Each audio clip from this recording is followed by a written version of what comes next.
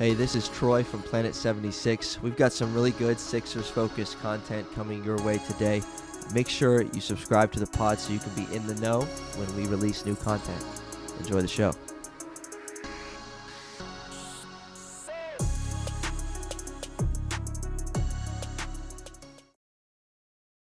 Welcome, everybody. Planet 76. We have some pretty exciting Sixers action that went down the past few days. We're going to break down the Hornets game and the two Magic games. One of them just finished a few hours ago. My name is Michael, Troy as well. As always, alongside me, make sure you guys subscribe to the podcast. You know the drill. Things have kind of looked okay in Sixers land the past couple days, like I just alluded to. Sixers are 3-1 in the past week or so, about 6 days really. Nets game, as we talked about in the last episode. Hornets game, they lost, unfortunately, but they beat the Magic twice in a row, once tonight and once on Friday as well. Not as convincing of a win on Friday as tonight, but a win nonetheless. So, Troy, why don't you bring us in and give us your thoughts on that, and then I'll just give my general thoughts afterwards. Sure. So, I think an appropriate place to start this 75th episode of the pod is to recognize that the Philadelphia 76ers, for the first time this season, sit at 2 games over 500. 2 games over 500 at 11-9. So that's encouraging, and it comes when, at a time when maybe you wouldn't expect it on paper, given that the Sixers are currently a team that, we like to refer to as the 76ers, very much shorthanded, without their stars, and they're maintaining, at the very least. Like you mentioned, 3-1 in the last 4, including a win over the Nets and 2 over the Orlando Magic. So there's some encouraging things to take away from that. Like, obviously, you want the stars to be back and healthy and to contribute to this team, but to see what some of these other guys are doing is just a breath of fresh air, for lack of a better word. Like, it's just a really, really cool thing to see. Shake Milton in particular, I know we're going to talk a ton about him, but Daniel House showing out tonight. I think he had a season-high 19 or 16 tonight against Orlando, and some other guys stepping up in big ways. George Niang's been good lately. D'Anthony Milton, of course. Like, it's just cool to see some guys getting minutes that, again, they weren't going to have these minutes if it weren't for some of the injuries that have happened. So they're stepping up, and they're showing why they're on this team and ready to contribute, and a testament to the depth that the Sixers went out and acquired in the offseason and all of that fun stuff as well. So I'm very encouraged, obviously, by the win tonight, and I'll throw some numbers out. But I want to toss it to you first. So, how are you feeling? Yeah, you know what? I'm also encouraged. I'm excited. That feels wrong. It feels wrong. Do you think that's wrong? I don't know.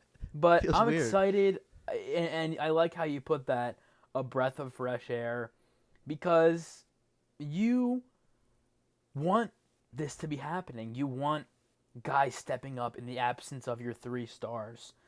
And this is something that probably needed to happen because, again, you get all these guys in the offseason and you're hoping they perform and you're hoping they contribute, and they're setting themselves up very well. Hopefully it translates back when Embiid, Maxey, and Harden return, because House had probably one of the best games of his career tonight. He had 15 points. He shot the ball pretty well. He defended pretty well. He had some very highlight-worthy plays in this game. He had a poster dunk. He had a step-back 3. That got me hype, I'm not going to lie. I would not have expected that from Daniel House. So I'm excited. And, again, if that feels wrong, I don't know, but I'm excited. I'm encouraged by what I'm seeing. Milton, Harris has been fantastic the past few games. He probably had one of the best games of his career tonight, 25, 5-5, on really, really great shooting from a volume and efficiency standpoint. He only missed a few shots overall. He's been fantastic in the absence of Harden and Embiid and Maxey. And I think there's a big emphasis on that too. Harris is really the guy you want to see performing in the absence of Harden, Embiid, and Maxey. So I'm really, really glad and really encouraged by that. If anything at all, Harris playing the way he is so far. Yeah. So the Sixers the second win down in Orlando, and there's something to be said too. I know it's the Orlando Magic, but there's something to be said for beating a team on their floor in back-to-back games, They out of literally 3 nights. they beat down the Magic. And before we started this episode, I said to Troy, they quite literally stomped the Magic into the ground. They ended up winning, I think, by 30. 30. They Yep. just destroyed the Magic. I mean, they're not a good team to begin with, but they literally just kicked them in the face, and there was no turning back for the Sixers. Yeah. Well, and to do that, shorthanded, to do that, in Orlando, and again, it's they're all NBA teams, and there's been a lot so far, especially in the Sixers schedule. There's been a lot of, playing teams back to back. We played Toronto, I think, home and home with them. We played Atlanta back to back. We played now, maybe not the Hornets, but we played now the Magic back to back. But to beat them in convincing fashion like this is remarkable. The biggest takeaway from that, and you noted on it, was the efficiency from Tobias Harris and others. But the Sixers shot 64.9% from the field in this one, which, by the way, is their single highest field goal percentage in any single game since 1986. Wow. I mean, There's that's a just, like number. I said, Milton hardly missed, Harris hardly missed. That's... Yeah, Wow. I wasn't a math major in school, but in 36 years, that's a lot of games and something they haven't done. That's again, I don't even want to try and do the math. I'm thinking probably a couple hundred games. No, more. Maybe a couple thousand games, to be honest. Yes, that's a lot of games in 30 years or 36 years. So, shout out to the Sixers, man. That was good, and again, to do it with who they did it with, there's something to be said for that. Let's just jump right into Shake too. So Shake's performances the last 5 games, stepping into a role that he hadn't been in, obviously, to date this season, due to the guys ahead of him in Tyrese Maxey and James Harden and DeAnthony Melton.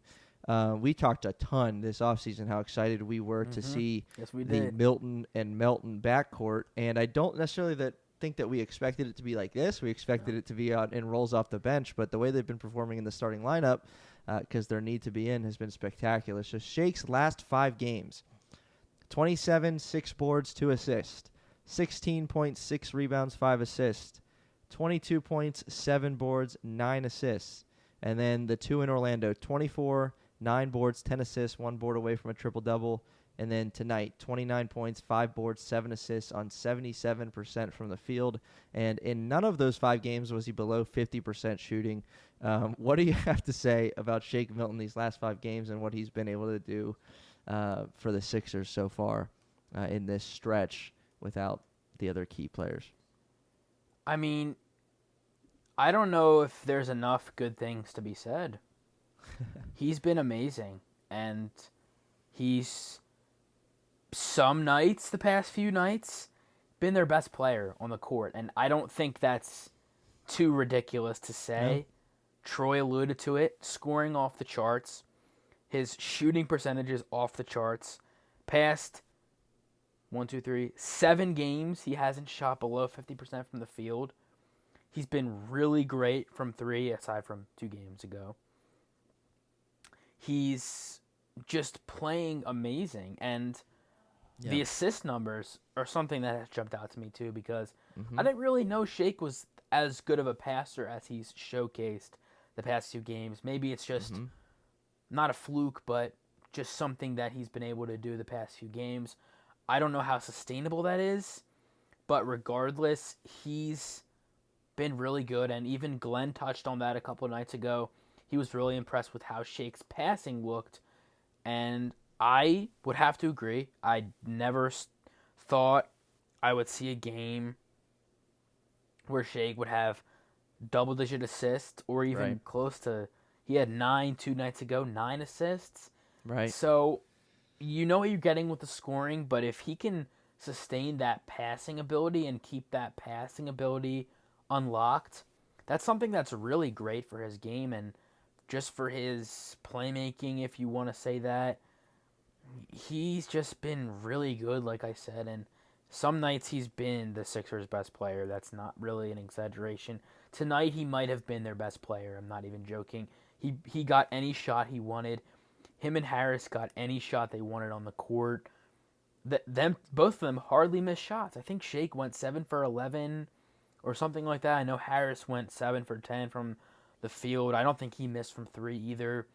But two things I've been really shocked with, not shocked, but very pleased with Shake's 3-point shooting and his passing for sure. Because Mm-hmm. I know Shake's a good shooter, but for some of his percentages from three, like I said, he hasn't had he hasn't been in the past 5 games. He's only shot below 30% from three twice, and that's obviously 2 out of 5 games. But we're seeing 60% on 5 attempts, 57% on 7 attempts. That's very good. Right. So his 3-point shooting and his passing are two things that I've been thoroughly pleased by with Shake Milton the past few games. Absolutely. And then you take into account the fact that he's getting to the line a little bit the last 3 games. So this road stretch against Charlotte and 2 in Orlando, he's knocked down 15 of his 16 free throws in those 3 games, which is something to be said, for Shake getting to the line, being aggressive, and, kind of taking charge, and playing a role in the offense that he needs to play given the circumstances that the team finds themselves in. And so I think, we can talk about this a little bit too, but for everybody across the board, when you mentioned Shake, you mentioned Daniel House, you mentioned Melton, you mentioned Tobias Harris, who, when everybody was healthy, was maybe less involved in the offense than we were even accustomed to seeing, averaging maybe close to 12, 13 a game, and now he's had to step up. Paul Reed, Montrezl Harrell getting minutes. Like, this is George Niang. This is a confidence boost for these guys, because not only are you having to play much more given the circumstances, but you're having to perform in order to win, and they're winning games. Again, this is the first time the Sixers have been over 500 by 2 games over 500 this season, and they're doing it without their 3 best players, and so. It's a big confidence boost to see that the results that they're putting in the box score is also resulting in some wins for this team. That's a big deal. One other thing on Shake that I want to address, because obviously we know that this isn't going to be the way the team's constructed, on the court come, a few weeks from now. I don't know the timeline for people's return, but James Harden likely to be back sooner than the other 2 guys. But how is all of that going to work with Shake playing the way that he's playing? And, maybe even if you're Glenn Rivers, how do you make it work? Because when everybody was healthy, Shake, for example, in the month of October, Shake was averaging 7 minutes. He was averaging 2 points a game. That's small sample size, first 4 games of the season. But then you look early in October, Shake's averaging around 10, 11, 12 minutes a game, maybe 5, 6 points a game. But then you look at the last 6 games, Shakes had 38 minutes played, 42 minutes played, 39, 36, 38, and 31. He's getting a ton of minutes, but he's not going to get those minutes. So how, if you're Glenn Rivers, how do you make it work when they're healthy? Because Shake was, in my opinion, he was kind of the odd man out from the guard position early on in the season because of Anthony Melton coming in. He was kind of getting those, primary minutes as the backup guard, but Shake's, correct me if I'm wrong, but I mean, Shake, I think, has clearly earned playing time beyond the need just because other guys are injured. So how is that going to work? And this is a good problem, but how do you make it work? Well, at this point, I think Shake has solidified himself as one of the Sixers' 8, 9 guys that can really play off the bench. Or not off the bench, but 8 or 9 guys that have a spot and can contribute. You have Niang, you have Melton, you have Milton, you have Reed. Yep. I'm comfortable saying that. So we see that with more minutes comes more production from Shake. More minutes equals more production. So I think the more minutes you can give him, the more you'll see from him. And this is something that I've been saying, I think, on here, but on my page for a while. Shake needs touches. He needs rhythm. He needs to get into the rhythm of things. And the more you give him, the more he'll give you back. It's I think this applies to most volume scorers. But now that I think Shake has proven that he can be and is a really solid rotational piece, you give him those minutes. You give him 20 minutes a game, if possible. You give him 15 minutes a game even. That's fine. He can still give you 10 points in 15 minutes. Right. He doesn't need a ton of time. He just needs touches, really. And with him and Melton being your only real true options at guard off the bench, I don't think it's really that unrealistic to, if you're Glenn, again, it is Glenn, so you never know.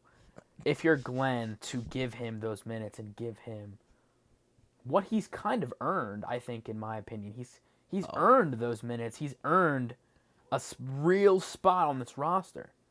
And Absolutely. I can't say that for a guy like, I don't even know. Harrell's been good, but he's not been great. Right.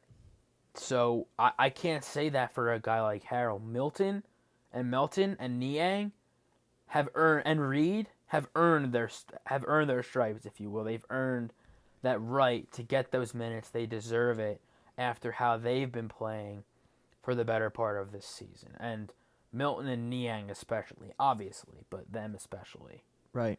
Well, and I don't know who else has done what or on the Eastern Conference, over the last 6, 7, 8 days, but like Shake Milton's numbers are even like Eastern Conference Player of the Week. Like he's in the conversation what he's been doing lately. And the Sixers 3-1 in their last 4 with him leading the charge. Like this is a great thing. And it's interesting that again, Shake was kind of the odd man out early season when everyone's healthy, and it's interesting that it had to come to this for us to see Shake Milton and what he can do. It wasn't necessarily and I don't want to bash on Glenn too much, but it wasn't necessarily his doing where we're seeing Shake doing what he's doing. This was because he kind of had to, because there's no one else to plug in to the starting lineup with James and Tyrese out. But Shake has been phenomenal, and you just love to see it. Furkan Korkmaz had some good minutes tonight. He had 17. He was balling tonight. 6 of 7 from the field. I mean, look, the efficiency from the field was remarkable. Paul Reed was 100% from the field. He had a double-double, 12 and 13. Shake was 10 for 13. Tobias 10 for 14. Again, 65% from the floor for these guys. So a big confidence boost. And the hope is obviously, as we've mentioned all along, that when these guys all come together, everybody's healthy. That it's just going to work really, really well, because the guys who were getting less minutes are now confident, and the minutes that they do get, Shake gets 15 a night. That he's going to get you 10, 11 points a night, or whatever that might look like. So very encouraging. Great to see that. Is there anything to say about the Charlotte game on whatever night that was? Just, I don't even care. I don't even care. I literally don't care. I didn't watch it. Shh, don't tell anybody. I didn't watch it. But I won't tell anybody.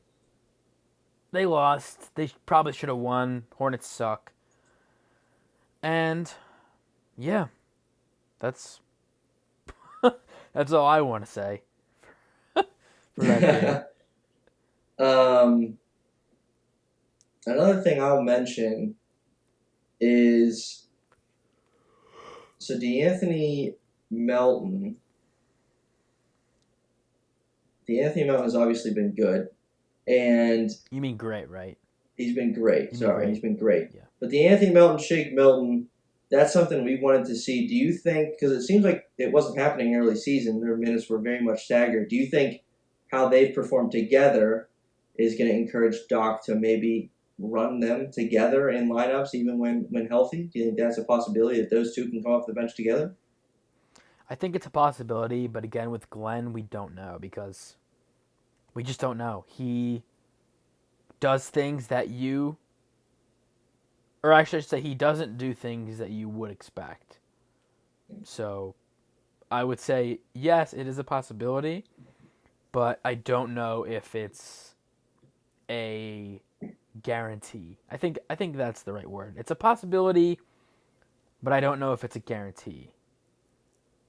And I think I would, if I'm the coach, I would say yes, it is a guarantee because I'm doing that. I'm giving them as many minutes as I possibly can because again, like I think they deserve it. I think they earned it, and that's what I would do, honestly. Yeah. All right. So then, one other player I want to definitely touch on has been George Niang. Okay. He's been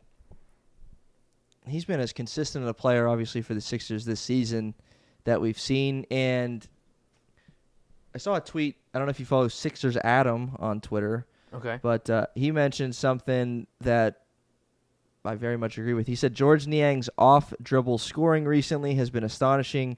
These last few weeks have to be the best stretch of play as a Sixer for him, knocking down threes, but doing so much more than that. And as someone who watched quite a bit of George Niang in college at Iowa State, he was not a three-point shooter there. He had the ball in his hands a ton, and his time in Philly has been that of a knockdown shooter, but maybe the need for some other things, with the ball in his hands has helped him and allowed for him to showcase some of that.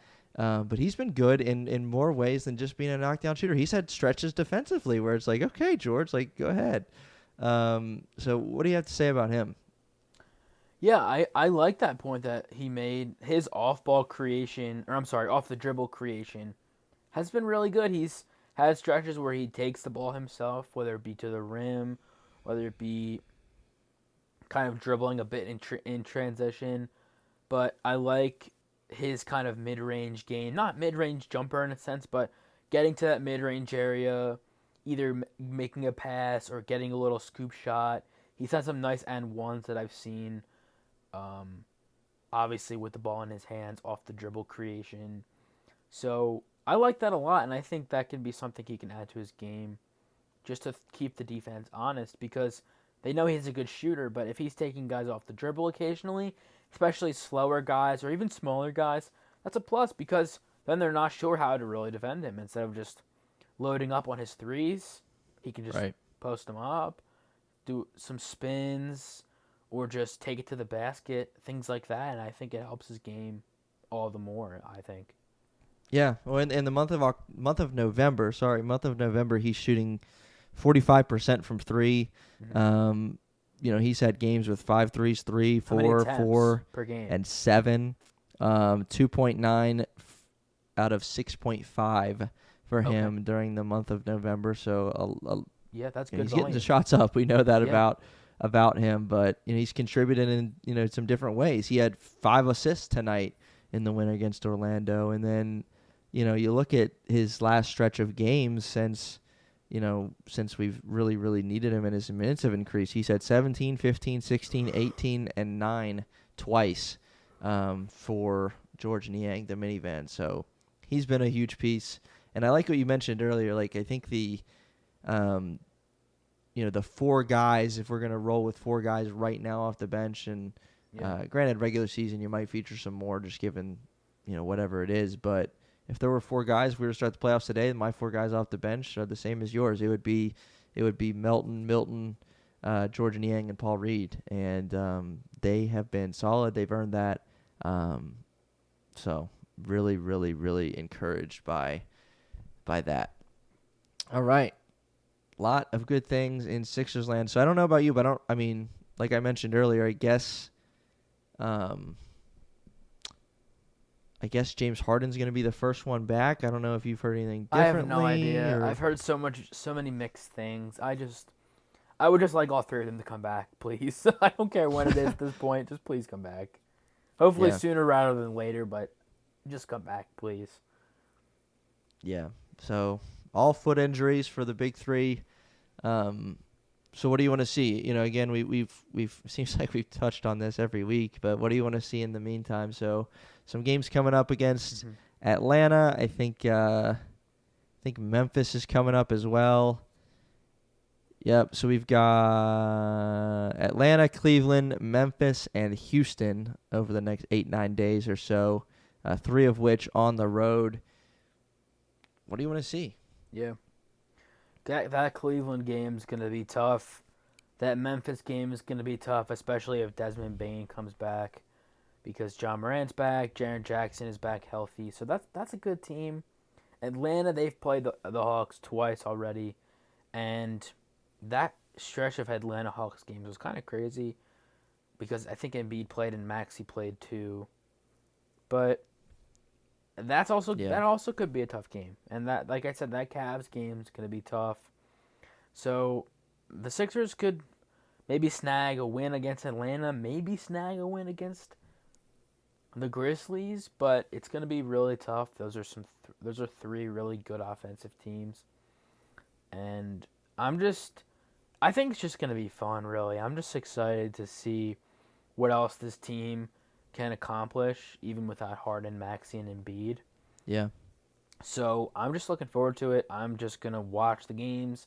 I don't really want to say they got to win this game, they got to win that game, because still, they don't have their 3 best players. So you can't really expect a whole lot. And I know we were just talking about guys stepping up as they should be doing, but still, you can't just expect the Sixers to shoot 70% from the field every night. Right. To go for 30 every night. You would love that because that's winning basketball, but still, it's not something that we should be depending on to happen. And even though it's happened before, it can happen again, but still, it's not all going to be winning, even without Harden and Embiid and Maxey. It's not going to be all winning and fun. So, right. Yeah. Yeah, we've been spoiled certainly a little bit with, exactly. with the game. I wish I could have gotten those words out, but yes, 100%. Yes. Yeah, the game against Brooklyn, and certainly the second game against Orlando tonight, a 30-point win, shooting 65% from the floor, and having these guys doing what they're doing is awesome. And again, it's a big, to me, the biggest thing that I think heading into this next stretch of games, again shorthanded, again the 76ers. The biggest thing is to continue to build confidence for these guys and to just stay afloat. I'm going to be upset, obviously, if we go ahead and drop the next 4 games or whatever, but just stay afloat. This is the unit that has gotten us to, 2 games over 500. I know that's not much, but continue to stay afloat. Hopefully, I don't know, the next 2 out of 4 games we can win, or 3 out of 4, or whatever it looks like. But for these guys that are on the floor to build chemistry, to stay healthy, and to just continue to perform. I would love to see another good performance from Daniel House. I'd love to see Paul Reed continue to get double-doubles and be active on the defensive end. And I think maybe, if we had a crystal ball, maybe this stretch of games where they're extremely shorthanded is going to bode well for them toward the end of the season and the playoffs, because these are guys who are getting minutes, are earning minutes, and again, I'm harping on it a lot, but it's a big thing for Shake Milton to gain the confidence that he's had. We haven't seen him play this confidently since that stretch, I guess, a couple of years ago now. Yeah, at this point, going on 2 years and that's a big ago. deal. Big deal. And PJ Tucker got injured tonight too, and who knows if he's going to be back. So then they're going to be down 4 starters. So if there's a time to have 0 expectations for this team, it's right now. It's literally right now, because they're going to be missing maybe 4 starters. Yeah.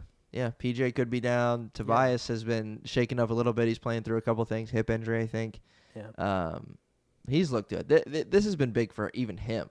A veteran, a guy who's was the Sixers' most consistent player, I guess, in the playoffs last year, and yet this has been a good stretch for him to be a very, very, very vital part of the offense. So, who knows? We're glass half full kind of guys on Planet 76. So maybe this is an important thing for the Sixers in the long run, the long stretch of things that the season's going to bring as we head into December. And again, this is episode 75. That means the next one, Michael, is episode 76 of Planet 76. Yes. So that's a big one. Yep, exciting stuff. Exciting stuff indeed. And hopefully your Sixers will be continuing to be ahead of 500 as we head into December. We will see you for that next special episode of Planet 76, episode 76, next week. And we'll see you then. Peace.